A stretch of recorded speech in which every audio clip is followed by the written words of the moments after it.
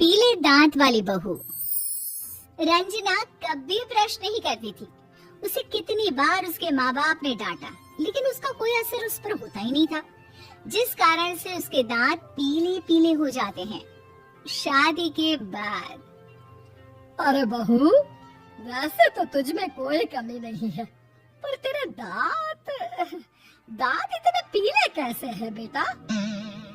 कैसे है मतलब? कोई सर्जरी थोड़ी ना कराई है। वो तो क्या नाम, मैं ब्रश नहीं करती थी तो पीले हो गए। अब क्या करूं? आप कहे तो लाल करवा लूं या फिर काले? यार ये क्या है, क्यों माँ से लड़ रही हो? लड़ रही हूँ? अरे मैं लड़ रही हूँ या ये बोल रही है कि दांत पीले हैं, पीले। अरे तपस्या थोड़ी ना की है इन्हें पीले करने के लिए। बकायदा ब्रश नहीं किया है 20 साल तक, तब जाकर। छी, कैसी बात कर रही हो? ये उस वक्त तो पीले नहीं थे जब हम लोग तुम्हें देखने आए थे। अरे तब साफ करवा लिया होगा डेंटिस्ट के पास जाकर। अब देखो कैसे पीले पीले लग रहे हैं। रंजना सास की तरफ गुस्से से देखती है। फिर शुरू हो गई पीले पीले पीले। अरे पीले तो तब भी थे जब मेरे हाथ का रसगुल्ला उड़ा उड़ा कर खा रही थी और बोल रही थी, लड़की नहीं गुणों का खजाना दे रहे भाई साहब आप।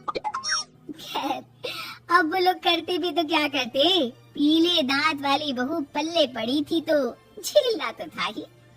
एक दिन कीर्तन में रंजना गाना गा रही थी। अरे कमला बहन, माँ का द्वार है, यहाँ तो सब शुद्ध होकर आते हैं, फिर अपनी बहू को ब्रश भी नहीं करवाती तुम। दूर से पीले पीले दांत भक्ति में बाधा उत्पन्न कर रहा है। अरे कोई 2 साल के बच्चे थोड़ी ना लेकर आई हूँ मैं बहू बनाकर। अच्छी खासी लड़की है, अरे कैसे करवाऊं ब्रश? ये तो उसे खुद करना चाहिए ना। अब माँ बाप तो इसके जैसे तैसे निपटा दिए, ये नहीं सोचा कि सास कैसे संभालेगी।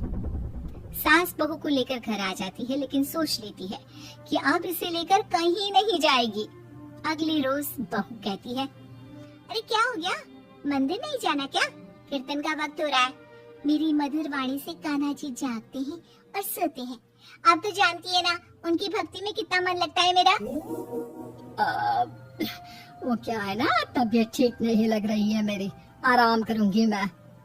तबीयत ठीक नहीं लग रही? अभी तो मिथुन के गाने पर नाच रही थी आप, और अब बोल रही है कि तबीयत ठीक नहीं लग रही। अरे भक्ति में मन लगा लो सासू माँ, ऊपर जाना है, क्या मुंह दिखाओगी आप? हाँ? सास को बहू की बात पर गुस्सा आ जाता है। मैं क्या मुंह दिखाऊंगी, इसकी चिंता तो ना कर, समझी? अपने मुंह की चिंता कर, जो ये पीले पीले दांत लेकर हर जगह पहुंच जाती है। पता है लोग कितना मजाक बनाते हैं। ना जी ना, मैं नहीं जाना कहीं तेरे साथ।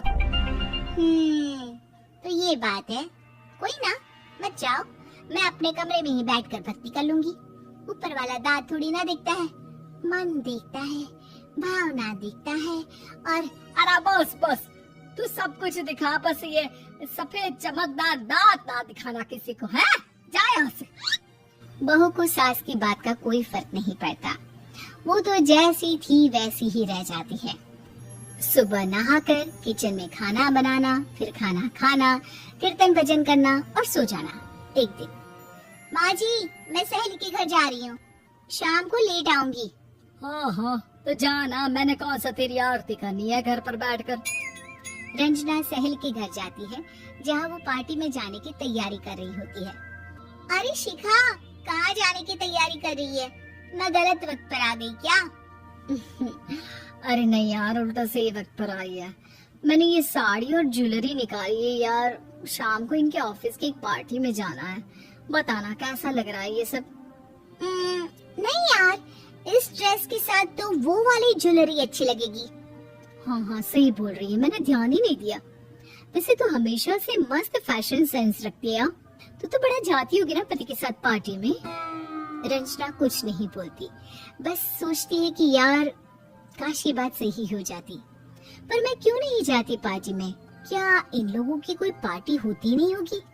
रंजना घर आती है और रात में पति से सवाल करती है, एक बात बताइए, आप मुझे किसी पार्टी में क्यों नहीं ले जाते? क्या आपके यहाँ ऑफिस में पार्टी नहीं होती? पति बेचारा क्या कहता कि दांत पीले हैं तुम्हारे इसलिए। अरे कोई पार्टी होती नहीं हम लोगों के ऑफिस में, तो कहाँ से लेकर जाऊं? और मार्केट, मॉल, कहीं वीकेंड घूमना, कहीं तो। अरे यार सारे हफ्ते में एक छुट्टी मिलती है, तो सोचता हूँ कि आराम ही कर लूं। क्यों? रंजना मन मार के रह जाती है। पहले कभी सास के साथ मंदिर जाया करती थी, लेकिन वो भी सास ने ले जाना बंद कर दिया। घर बैठी बैठी रंजना बोर हो जाती है। तभी उसे आइडिया आता है और वो मायके जाने का सोचती है। सासू माँ, 2 दिनों के लिए मम्मी के घर जा रही हूँ। अच्छा ठीक है, आराम से जा। और हाँ, माँ से कुछ अच्छी आदत सीख कर आना कि कैसे शरीर के हर भाग की तरह दांतों की सफाई भी जरूरी होती है, समझी? शुरू हो गई ना आप। वो लोग आपकी तरह नहीं है कि छोटी छोटी बात का बतंगड़ बना दे। उन लोगों के लिए मैं मायने रखती हूँ, ना कि मेरे पीले पीले दांत।